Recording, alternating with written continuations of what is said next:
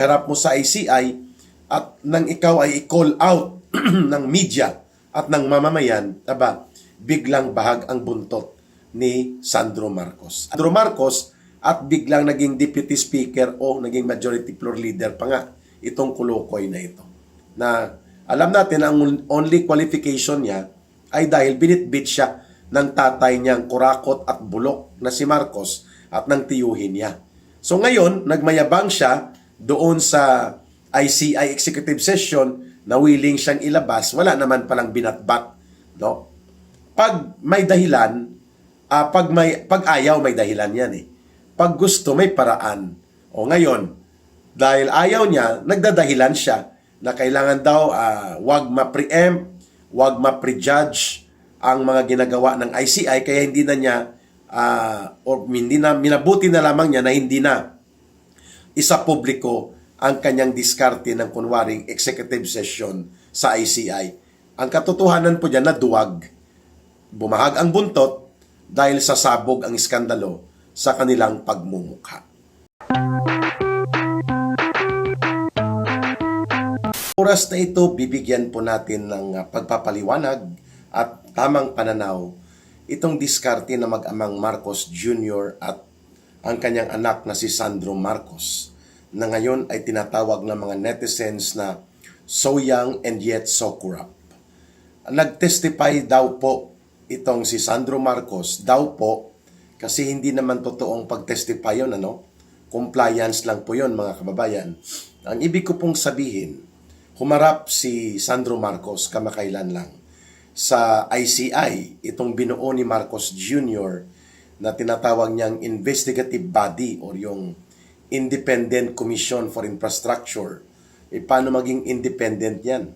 Karay-karay at buntot-buntot dyan. Ang Marcos stoogie na si Vince Dizon, yung DPWH Secretary ni Marcos, sa lahat ng mga inspeksyon o kaya mga investigasyon, kunwari, na ginagawa nitong ICI. Hindi pa rin independent yun kasi nandyan nga ang tao ni Marcos. At itong si Vince Dizon, nandyan yung mga staff nila, nandyan yung taga-DOJ, paano maging independent yan? Bahagi ng sistema ng mga kalakaran ni Marcos yung nagpapalakad dito. At si Marcos halos ang nakikialam kung ano at sino ang ipapatawag dyan at ano ang ilalabas ng ICI. Kaya itong Kulukoy na si Charis Marcos, pero mas Charis pa si Marcos mas Charis pa si Charis Pimpingko, o mas Charis pa kay Charis Pimpingko itong si Sandro Marcos kung ipaghahambing mo silang dalawa, Pero yan po ay mga biruan lang ng ating mga netizens. Seriously speaking about it, ang pagharap daw ni Sandro Marcos sa ICI, challenge po siya na ilabas ang minutes o ang records ng kanyang tinatawag na executive session at hindi niya tinatawag na testimonya tungkol sa kanyang pagkakadawit sa ibinunyag ni Ginoong Saldico na isa siya sa may pinakamalaking insertions sa tatlong nakaraang budget cycles. Umaabot sa mga 56 billion pesos ang mga insertions na ginawa ni Sandro Marcos.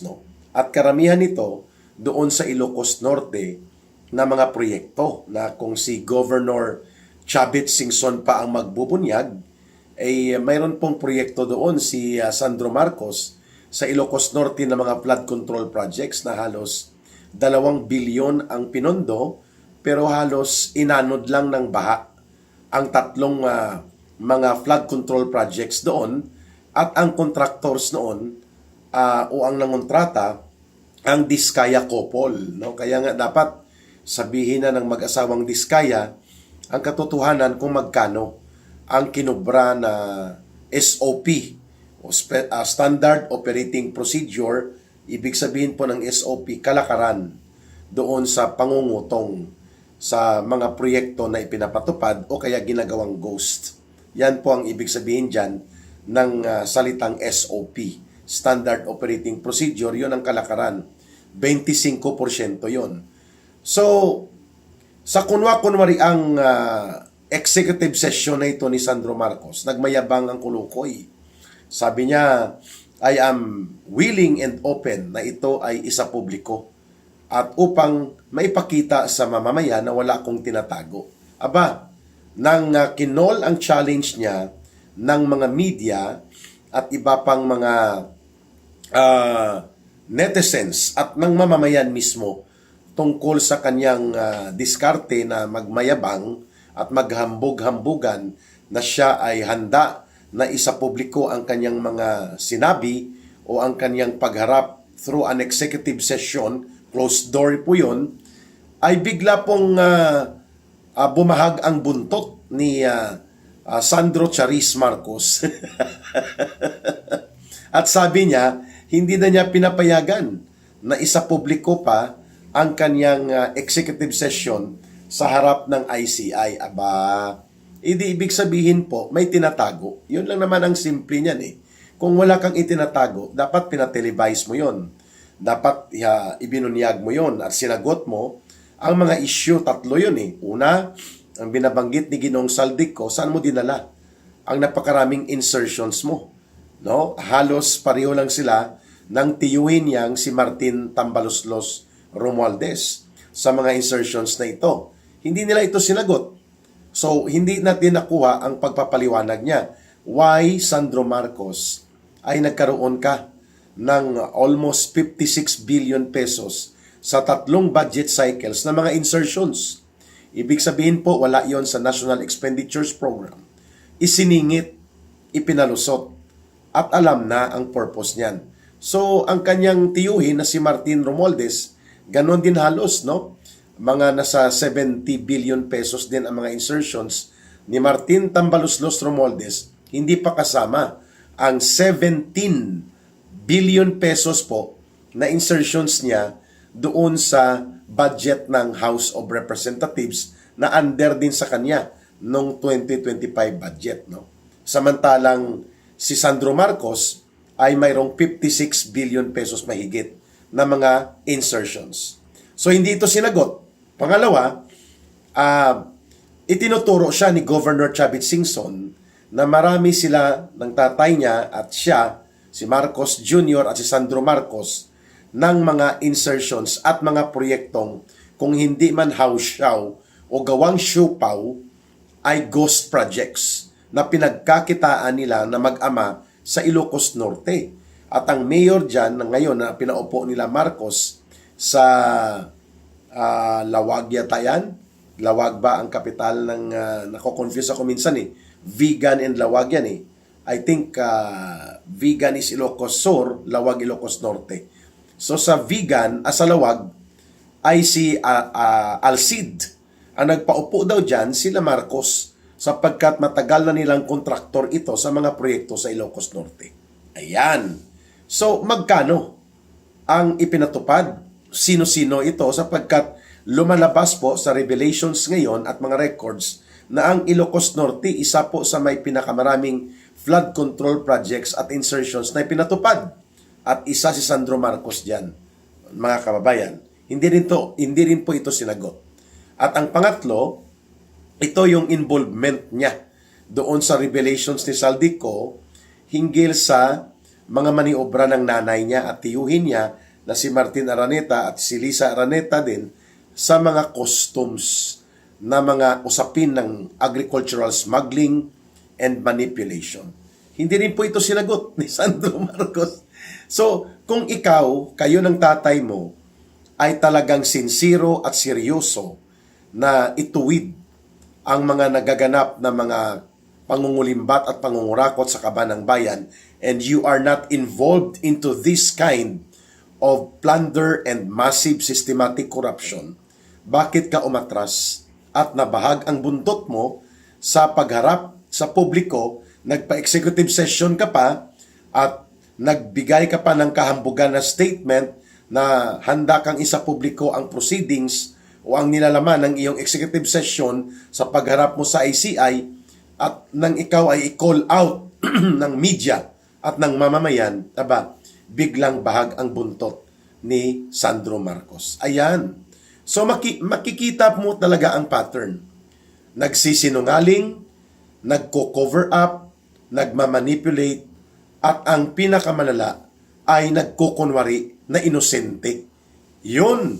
Kaya, nawawalan ng kredibilidad ang ICI, kagaya ng ginawa din ni Martin Tambaloslos Romualdez. Nagkunwa-kunwari ang humarap din sa isang executive session sa ICI, hindi rin isinapubliko ang kanyang mga inilahad doon, bagamat siya ang itinuturo at ikinakanta at ibinubulgar ni Saldico na co-conspirator or principal conspirator to Marcos Jr. para maganap ang large-scale corruption and massive plunder na ito na tinaguri ang the crime of the century. Ito pong more than 1 trillion pesos na pandarambong sa flood control projects na this guys, ay aba, hindi lang po basta hindi isinapubliko yung executive session na yon na binabanggit para kay Romualdez. Ang SESTE, ito pong ICI ay kaagad naglabas, no, isang linggo lang nakaraan, nung pinaharap nila si Martin Romualdez sa kanila, ay sinabi nila that they were not able to find out or establish the related events of circumstances and evidence that would pin down to Martin Romualdez being involved in corruption as of this time. So, ibig sabihin po, inabsuelto kaagad ng ICI si Martin Tambaloslos Romualdez kahit pa na itinago nila ang kanilang gimmick at style ng kunwa-kunwaring executive session. No media release and no transparent and open for public scrutiny na pamamaraan ng pagpresenta kay Martin Tambaloslos. The same ang ginawa po ng ICI dito kay Sandro Marcos. Ano ba kung anak siya ni Marcos Jr.? In fact, itong si Sandro Marcos Jr. Itong si Sandro Marcos, si Martin Romualdez at si Marcos Jr. mas mataas at mabigat ang kanilang pananagutan sa batas at dapat ganun po ka-strikto ang pagpapaharap sa kanila sa batas sapagkat nasa posisyon ng kapangyarihan at poder na may otoridad po sila. Si Sandro Marcos, naging deputy speaker or naging ngayon ay majority floor leader, parang number 2, number 3 yan ang ranggo niya sa buong hierarchy of officials ng House of Representatives. Si Martin Romualdez naging Speaker of the House. So si Mark at magpipinsan, magtiyuhin at tatay ni Sandro, ang relasyon nila, ang pagiging magkapamilya nila na umuupo at umuokupa sila ng matataas na posisyon sa gobyerno, mas mataas ang hinihingi na pananagutan sa kanila dahil may posisyon sila ng poder at kapangyarihan. Kung ikukumpara sa mga contractors at iba pa na binubulgar at mga secondary operators sa loob ng sindikato ng DPWH. So ang pagkabahag ng buntot ni Sandro Marcos hinggil sa pagsasapubliko supposedly ng kanyang executive session sa ICI ay pagpapakita na ang lahat na nagaganap sa ICI ay kadramahan. Nothing is serious, and the question of moral integrity and credibility ng ganitong uri ng mga kalakaran ng ICI ay talagang bagsak po. Iyan ang totoong dahilan dyan kung bakit lumayas dyan si Mayor Magalong ng Baguio City. Subalit ngayon nakikita na naman siyang dumidikit-dikit, no, sa ilang mga travel and ikot-ikot ng ICI. Yan din po ang dahilan kung bakit umalis dyan si dating DPWH Secretary Babe Singson at may iba pang aalis sapagkat ang ICI ay isang malaking teatro ng kadramahan. The ICI is a big theater of drama and antics of publicity gimmick, at the same time cover-up operations as well as manipulation ng public opinion at ng mga kaganapan related sa seryosong krimen ng malawakang pandarambong at pangungurakot ni Marcos at nila Romualdez at ng kanilang pamilya, yun po ang gustong pagtakpan at yun ang gustong i-manipulate ng ICI. Kaya, expected na itong kolokoy na si Sandro Charis Marcos ay bumahag ang buntot sapagkat sangkot at mayroon pong katotohanan ang binabanggit at binubulgar ni Ginoong Saldico laban sa kanya, sa kanyang tatay, sa kanyang nanay, sa kanyang tiyuhin na kapatid ni Lisa Araneta at even dito kay Martin Tambaluslos na tiyuhin niya rin. At sabi pa nga ni Congressman Jing Paras, yang si Sandro Marcos, nag-training niya na taga-timpla ng kape sa opisina ni Martin Romualdez dati, nang wala pa sila sa poder si Marcos, Pero nang si Marcos na ang naging presidente, biglang naging kongresista itong kulukoy na si Sandro Marcos at biglang naging deputy speaker o naging majority floor leader pa nga itong kulukoy na ito. Na alam natin ang only qualification niya ay dahil binitbit siya ng tatay niyang kurakot at bulok na si Marcos at ng tiyuhin niya. So ngayon, nagmayabang siya doon sa ICI executive session na willing siyang ilabas, wala naman palang binatbat, Pag may dahilan, pag ayaw may dahilan yan eh. Pag gusto may paraan. O ngayon, dahil ayaw niya, nagdadahilan siya na kailangan daw wag ma-preempt, wag ma-prejudge ang mga ginagawa ng ICI kaya hindi na niya minabuti na lamang niya na hindi na isa publiko ang kanyang diskarte ng kunwaring executive session sa ICI. Ang katotohanan po dyan na duwag. Bumahag ang buntot dahil sasabog ang iskandalo sa kanilang pagmumukha. At pangalawa dito, nagpalabas din ng statement itong kulukoy na tatay niya na si Marcos Jr. na pinakansila na ang passport ni Saldico. At ngayon lumalabas na parang ang lahat ng mga secondary players ay titirahin na. Lubusan ng inilaglag si Ginoong Saldico, tinanggalan na siya ng pasaporte at mukhang ito na rin yata ang nangyari kay Harry Roque at limited na ang magiging travel opportunity and authority mo na makapasok sa iba't ibang mga bansa kung ikaw ay umiiwas dito sa mapangwasak at bingatibo na pag-weaponize ngayon ng gobyerno ni Marcos bilang instrumento niya ang batas upang patahimikin, sikilin at supilin ang mga kalaban nila sa politika na naninindigan at nagbubulgar ng kabulukan ng gobyernong hawak ngayon ni Marcos at Romualdez. At ako nga, bukas, Friday, harap din po ako sa preliminary investigation and I will submit my counter affidavit sa kasong inciting to sedition na isinampa po ng PNP-CIDG. Hindi pa kasama dyan ang pangaharas ni Ontiveros ng pag-file niya ng cyber libel laban sa akin at iba pang mga political commentators. Nakasama ko sa kaso at pati po yung pending cases ng mga komunistang teroristang tinutulungan nila Marcos at Romualdez para iharas po kami ni Dr. Lorraine Maribadoy. Yan po ang nangyayari sa ilalim nitong gobyerno ni Marcos. Bingatibo, mapaniil at mapanupil at ginagamit bilang armas at instrumento ang batas upang supilin at lupigin ang mga naninindigan para sa pagtatanggol ng karapatan ng mamamayan sa matinong gobyerno, na karapatan ng mamamayan na walang korupsyon at hindi kurakot o bulok ang gobyerno at karapatan ng mamamayan na hindi ninanakaw ang kanilang pundo at pinaglilingkuran sila ng tamang gobyerno. Ang mga nagsasalita at naninindigan para dyan, kagaya nila Congressman Kiko Barsaga, tinitira, iniipit at ginigipit at hinahanapan ng butas upang lupigin at nang ikaw ay mapupwersa kang manahimik. Marami po kami dyan na ganyan po ang status. Kaya ako bukas, haharap ako sa Quezon City Prosecutor's Office na naman. Okay? So, itong pagdeklara ni Marcos na parang si Saldico lang ang punong kriminal at mastermind ng lahat ng ito, hindi po ito kapani-paniwala. This is an outright declaration ng pagtatabon-tabon. Yun na po ang sinasabi niya sa ICI. Yun na rin ang message niya sa Senate Blue Ribbon Committee. Hanggang kay Saldico lang. O bakit si Romualdez wala?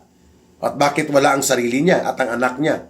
Di ba? Sa simpleng katanungan, there will be, o sa simpleng pagpapahayag, there will be no Saldico without Martin Romualdez and Marcos. And there will be no Martin Romualdez na abusado at tarantado sa poder at kapangyarihan niya kung wala si Marcos.